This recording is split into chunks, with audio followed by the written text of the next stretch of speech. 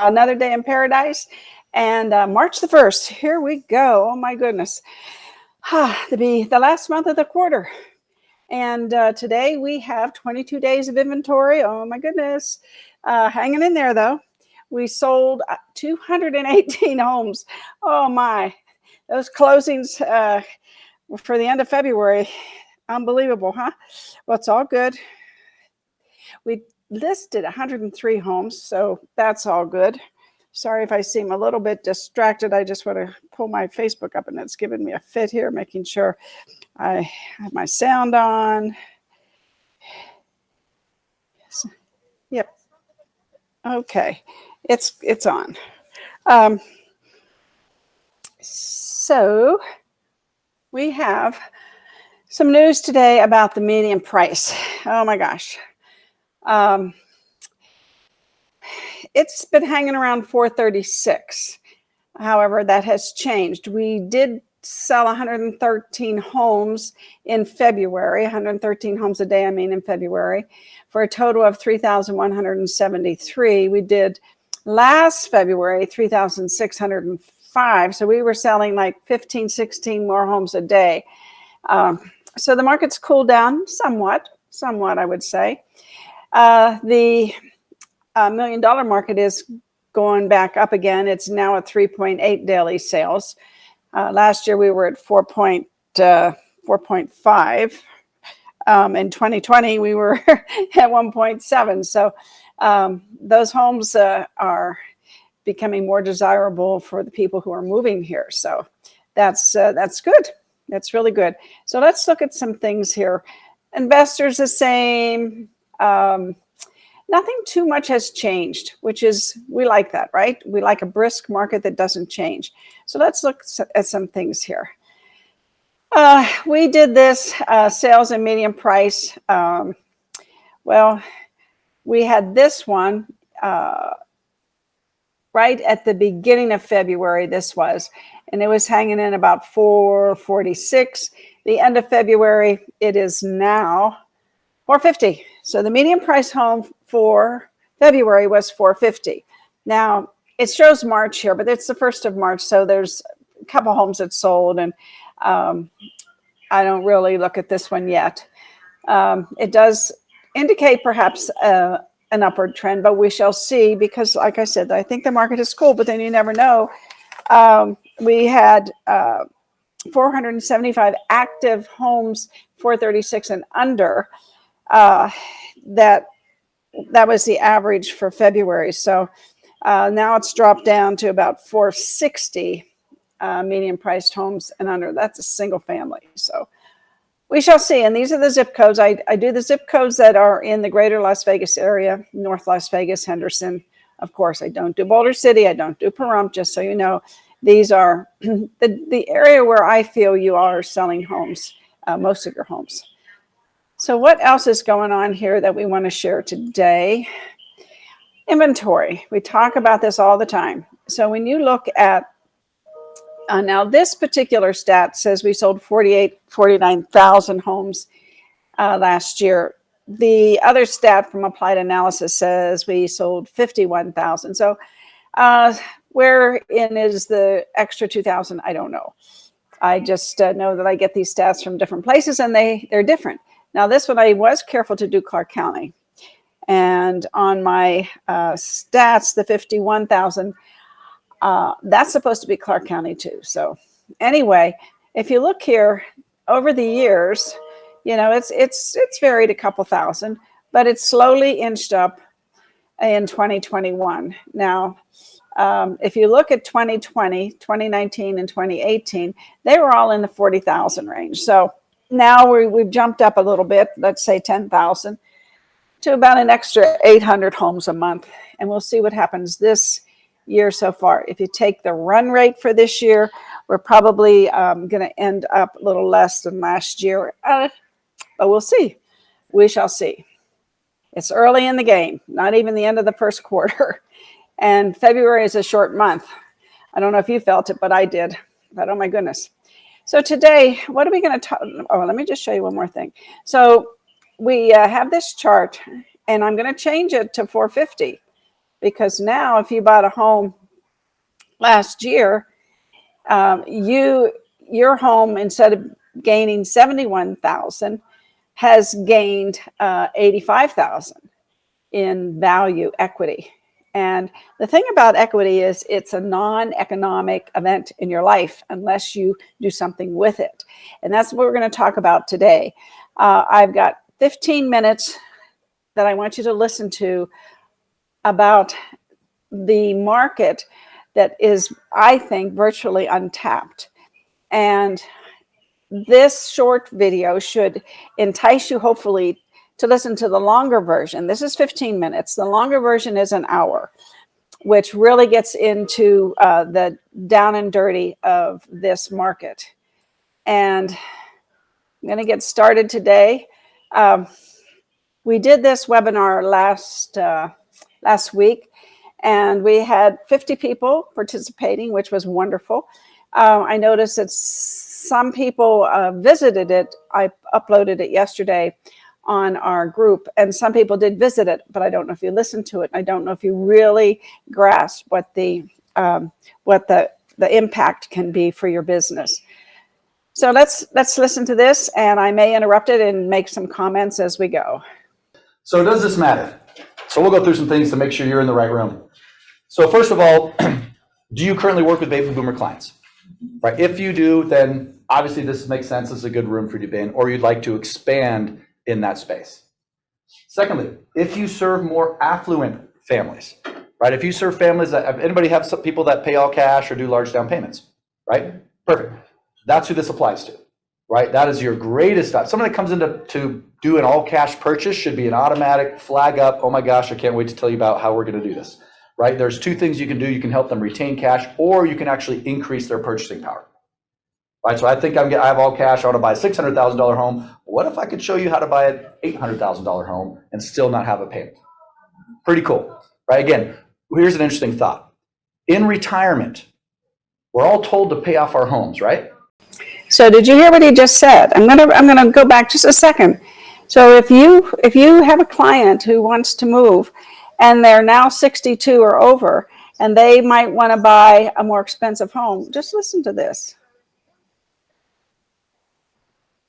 We're all told to pay off our homes, right? Pay off your home. Why?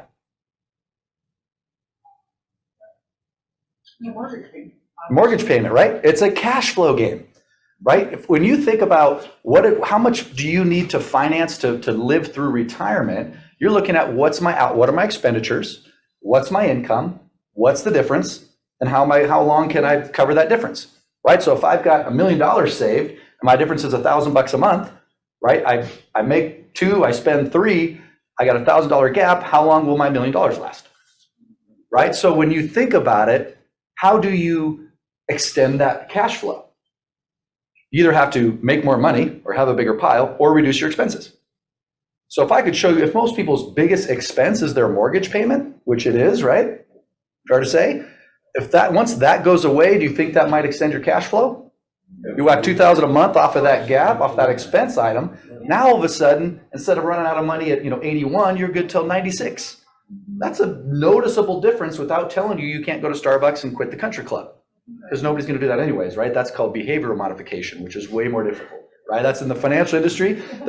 I can do the math for you. The math is easy. It's getting you to do it, right? If I do math and I say you can't go to Starbucks anymore, my math is useless because you're still going to go to Starbucks. Anybody go to Starbucks here? We'll talk about Starbucks in the next section. Right? Okay. So if you work with affluent families, so you would like to increase purchasing power. Anybody had somebody that says, hey, I've got X amount, this is what I think I want to buy, and you go look at the houses and they're like, nope. And you go look at the next layer of houses and they say yes. And then they go, but I don't know if I can afford that. Okay. I'll show you a way to increase purchasing power. You and your clients recognize the value in keeping cash available for needs or emergencies. This is the liquidity equation. Do I have access to cash? Equity tied up in your home has zero economic value, only good to you to the extent you can access it, right? So again, I'm going to show you some ways to recognize that. And then helping your clients with the overall picture. This can be a tricky one, because some people, you get paid to sell homes, right? To transact on a home. You don't get paid to offer big picture financial solutions for people. However, do you think people trust you when they have hired you as their agent? Do you think if you have a perspective on ways to structure the financing of that property, they will listen to you? Do you think if you knew ways to do that, that'll create better outcomes for you, that will increase their trust in you? Absolutely, right? So this is an opportunity to differentiate yourself, to be able to have a bigger picture. Ask the questions. What are you trying to accomplish? Right? Yeah, why do you want this home in this neighborhood? Well, I want to be close to my grandkids. Okay, cool. Let's talk about that. What does retirement look like for you? Right? What are you thinking cash flow wise? Well, I think I can afford this much. And people usually come in and say, how much can I buy? What time? I don't know. Have you gone to a loan yet and figured out what you can qualify for? Yeah, what's X amount? Right? We do it kind of backwards versus asking the question of what is it you're trying to accomplish? Right? So be part of that solution, part of the financial solution of understanding different ways they can structure the financing in order to create the outcome that they want. Okay? And lastly, you like options and flexibility. Most people like that. Your clients like that. Everybody likes that. Having additional options will change the game. All right, here's a quick glimpse of what is possible in the marketplace. The driving force in the retirement community, we have 10,000 people turning 65 every day. You've probably seen that. 1 in 3 retirees are thinking of living elsewhere. At least it's crossed their mind. Some of them will, some of them won't be able to do that. But they are a mobile group. Like I said, they're not sitting at home whittling. Another thing is when they buy their home, it's most often a place they plan to continue aging in. Right? You look at this aging in place scenario that's going on right now. Pre-COVID, any guesses on what percentage of people would prefer to stay in their home versus go into some type of a facility? 90%? Yeah, a little over, like 92% was a study from AARP before COVID. Now, what's happened with COVID? Anybody know anybody that was in a home during COVID and you couldn't go visit them? Family couldn't go see them? You had to like wave at them through windows, right? Is that a nice experience? No. What was 92, I think is going to go up to like 98, right? The last thing people want is to be in that environment where I can't be close to the people I care most about during a more challenging part of their lives. So I want to have access to my home. I want to be able to stay in my home. And to do that, I need to think around how I can afford to stay in my home. Most people don't have long-term care insurance, sadly enough, and that whole industry is pretty screwy right now because they can't get their head around those actuarial tables yet. So insurance companies are struggling with that. And so what if we could show them a way to be able to maintain cash flow or get access to liquidity to show them how they can stay in their home, right? Valuable to them and their kids, who usually have to be the ones caring for them. I see that hand, Ruth. I just have a comment. There are 97,000 people in this country that are over 100 years old. Holy cow. And what that tells us is these 10,000 people that turn 65 every day are going to live longer. Yep. And my point here when I said that during this webinar was that you have a market that's growing. It's going to continue to grow.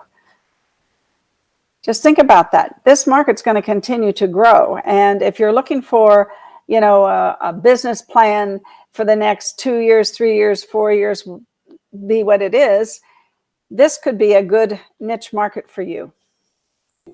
Yeah. And of the 39 in 2020, new home purchases, 39% of home purchases in 2020 were baby boomers. That's massive, right? That's a huge demographic of people that are mobile and doing things and need help, right? The difference with the baby boomer population, I talk about this to financial advisors all the time. The advice you give to somebody in this phase of life is more critical than any other phase, right? When you're 30 or 40 and you make a dumb financial decision, you're probably going to be okay, right? You've got time to make up for it. When you're 65, 70, and you make a dumb financial decision, you may not recover, right? So having intelligent ways to address the what matters to me most as I'm making these decisions becomes increasingly important. So don't underestimate your importance in this conversation with the people you're serving. In 2020, 54 million people 65 and over. By 2035, 79 million, right? Giant number, growing, increasing constantly. So point is, a reasonable market to consider. People are looking for solutions here, and there's a way to differentiate yourself in this space. So some key concepts. I'm going to give you kind of an overview of how this particular loan will work. I'm going to talk a little bit between a couple different types of them, but within the world of reverse mortgage, there are multiple types. Okay, there's what we would call a government loan and a non-government loan. And within the government construct, the primary loan, has anybody heard of a home equity conversion mortgage? HECM, anybody heard of that? So we call it a HECM, because it's cool to say what the heck is a HECM. But a home equity conversion mortgage is the government created and insured reverse mortgage. Okay, so I'm going to spend a lot of time mostly on that one because over 90% of the reverse mortgages that are done fall under that government umbrella. Okay, outside of that, there are also non-government proprietary products. Most of those are designed for higher home values. So when you get to about $1.5 million or more in home value, then it really starts making sense to look at some of these other more proprietary non-government products.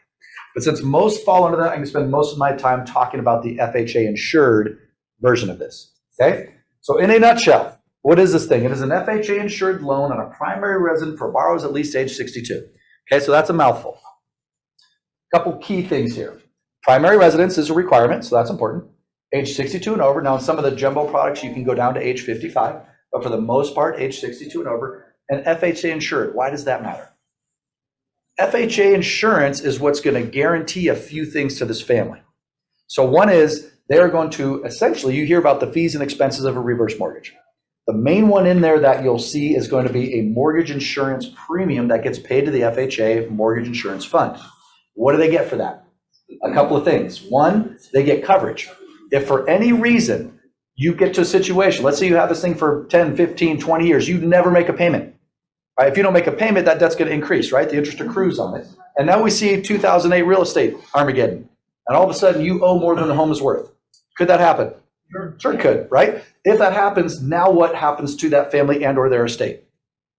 Well, insurance, for one thing, is guaranteeing they can stay in the home as long as one of the two of them lives there, okay? The other thing it's going to do is cover any of that deficiency. So if mom and dad pass away, the question is, are the heirs responsible or is their estate responsible for that deficiency? The answer is no, they're not. The insurance comes in, pays off any deficiency of debt, okay? The other thing it will do, if today we were to lose value in real estate and somebody owes more than they're worth. Anybody ever done a short sale? When you do a short sale, my home was worth 400, I owe 500. I short sell my home. What do I get at the end of the year? A 1099, right? For, in this case, $100,000. What does that mean? My income just went up by 100 grand. That's taxable income. And so I'm probably bumps me to a higher tax bracket. I'm probably writing a check to the IRS for 30, 35 grand, maybe more, right? Depending on where I started. That doesn't feel good after you just short sold your house, right? In this example, because this is non-recourse and because of the insurance, it is also, there's no tax liability to the estate or the heirs in this event. Important to understand. The other thing the insurance will do, I'll show you in a minute, there's a really cool feature on here where there's certain scenarios where you could structure this as a revolving line of credit instead of like a fixed loan. So if you have this as a line of credit, the line of credit actually grows every single month. The amount you can access increases every single month. And this is going to guarantee you access to that, even if the credit line surpasses the value of the home. Okay, which is super cool. And I'll show you some.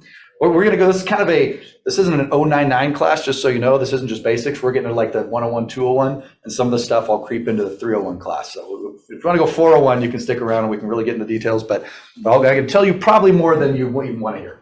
I'll overwhelm you a little bit. Just know you don't have to know all this, just so you know. That's what Susan's here for. And I'm part of her team. So anytime you need to get in the weeds on any of this stuff, don't be shy to ask. You will not remember everything about that. Monthly mortgage payments are optional, but not required. Okay, optional. Most people don't make payments, but you can. I actually think it's really important to share with people that you can make payments because now it's not such a mental leap, right? This sounds more like a loan, but I can make them monthly, every quarter, once a year, never at all. I can pay just interest. There's a lot of things I can do in how I structure my payments. So it's back to creating flexibility and optionality. Okay, so optional payments. You do still pay property taxes, homeowner insurance, and keep the home in decent condition just like you would on any loan. That's critical. You hear horror stories of somebody losing their home. You want to know about probably 90% of the time that is. Because if you live in the home, you really can't lose it. There's no payment. There's no debt service unless you got sold this thing and somebody told you, hey, you don't ever have to worry about a home payment again. And you got your tax bill. And you say, oh, nice little Johnny told me I never had to worry about a home payment again. And you think taxes are part of a home payment, so you trash it. Well, 2 years, 3 years, 5 years go by. Next thing you know, you have a tax lien. It's for 40 grand, and you don't have 40 grand to cover it. And now bad things happen. So it's important that people understand this is just like a regular loan and that you do still pay property taxes. Okay. What does loan do?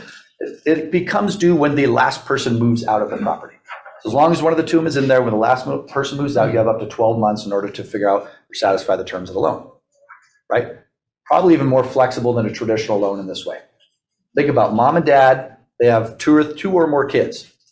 Mom and dad pass away. Kids inherit the home, right? How long do the kids have to decide who's making the next mortgage? I think that's an important point too. There was a myth that went around that said, in the event that you die or your parents die, whichever, the bank owns the home. The bank doesn't own the home. Whatever you have designated, whatever you've designated as the inheritance goes to that entity or that person. It doesn't have to be your kids. It can be an LLC. It can be a friend, which is something that I know years ago people didn't understand, and this debunks that myth. On a traditional loan. That's two. Yeah, but maybe 30 days or less, depending on when you died in the month, right? So yeah, so not long. And here's the other question. How often do two or more kids agree on what to do with the home when mom and dad pass away? Thank you. 0 times. Yeah, null, right? For those that speak German, right? Never. And so they don't agree. And so is that a good time for them to have to make these types of decisions? Simple answer is no. I asked, I've done a lot of this work in the financial space, and I always ask people, anybody have brothers and sisters? Because of siblings? How often do you and your siblings make joint financial decisions? Never until when, right? Until usually something happens to mom or dad. Is that a good time to test the market on how you make decisions? Not really, right? So it creates a ton of conflict. We worked a lot with families on transition and how do you keep the families from blowing the money and hating each other? Because that's the default outcome, right? And so how do we start positioning that? They So, hate each other before that. so sometimes they don't talk about it. But when this comes up, you throw money in the equation and it's the match on the powder, right? No tax penalty for withdrawal. This is important. When you're pulling money or accessing equity, it's considered a loan, so there's no taxable event on loan proceeds. That becomes really interesting for financial planners. This is fascinating because you can start structuring income tax strategies where I'm avoiding what I would call bracket creep. You don't go up in the next bracket. So some cool stuff on that. And as I mentioned, this can be set up as a revolving line of credit, which is a really cool way to look at this, and I'll touch on this. It won't play as much in your world because you're going to mostly look at this for purchases, but on occasion this will come up. All right, so here's some different options, just kind of big picture stuff. Fixed or adjustable rate loan options. Just like any loan, there are both fixed rate and adjustable. The adjustable one is actually the one I like. That's the one that can have the line of credit. If there's a scenario where they're not utilizing the full amount or they might want to make payments, I would suggest looking at the adjustable. It does have a cap on it, but it is subject to adjustment based on interest rates, or there are fixed ones as well. There's a HECM for purchase, which is primarily where you guys are going to spend most of your time. You have somebody that's looking to make a purchase, they qualify. The max payment amount for the FHA is $978,000. The home can be worth more than that. And we're going to take a factor from that number, so call it roughly 50%, and that'll go up or down depending on age and interest rate. Okay, ballpark. And we can do all 49 states, so the one we're not currently in is Massachusetts. So if you are farming, you have a farm, and you're farming people who have been in their home in Vegas for 20 years, this might be a great marketing piece for you. A great reason to call them and say, hey, Ruth, I see you've been in your home 20 years.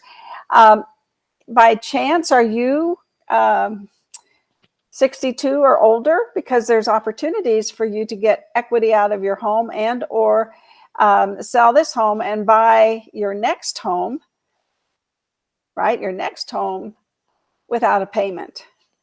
So you need to, in my opinion, if you're going to go after this niche, learn all the nuances of this, because there are just so many opportunities here for you to address this particular niche, which, as we showed you earlier, is a growing niche. So we do a bunch of business there. Sorry, they're not very friendly. And again, people age 62 and up. And then the other one I mentioned to you was the jumbo advantage loan, really where you get up to, once you start getting the home over $1 million, $1.2 million, $1.3 million, it makes sense to start looking at these just simply because we can advance more than you can with the FHA limit. Okay, so if you work a lot in the very high home values, then and we're just showing you, every day there's more and more $1 million homes being purchased here. So if there again, what a market for people who are 62 and older to be able to buy that million plus dollar home and not have a mortgage payment. And you facilitated it. then hang out with Susan. She'll kind of walk you through what options we have on those. Good? Disclosure. All right, so what I'm going to do now is walk you through a few case studies. So I'm going to walk you through some examples of clients. So this is this is a lot to digest. So I cut this up into little pieces because I think, first of all, you need to understand whether or not you want to go after this new niche if you're not already doing it. And there is some education here, but think of all the people that don't want to take the time to learn it. Think of all the people that don't want to make those phone calls or don't know how to do it. And we know that uncomfortable becomes comfortable with practice and action. So this could be a great niche. And in Vegas, I mean, the number of people in Vegas, but it used to be 30% was retired people. It's increased. I think it's up to 39% now as of last year. So our market continues to be a destination for retirees. And so you have a built-in market that keeps on giving, right? Keeps on giving because you can give to it. And once you get good at this, I'm not saying if you're not, but if you need to get good at this, just practice. Get a partner. We can practice. I'm going to practice with somebody on Friday. I have somebody that's very interested in doing this, and I'm going to help that person. So you can reach out to me if you want some help, and we can figure this out. There's enough of this to go around. It's 39% of our market. So anyway, I love you all. You have a wonderful, wonderful day, and we will see how March plays out for us. Comment, like. If you're on YouTube, subscribe. Thank you.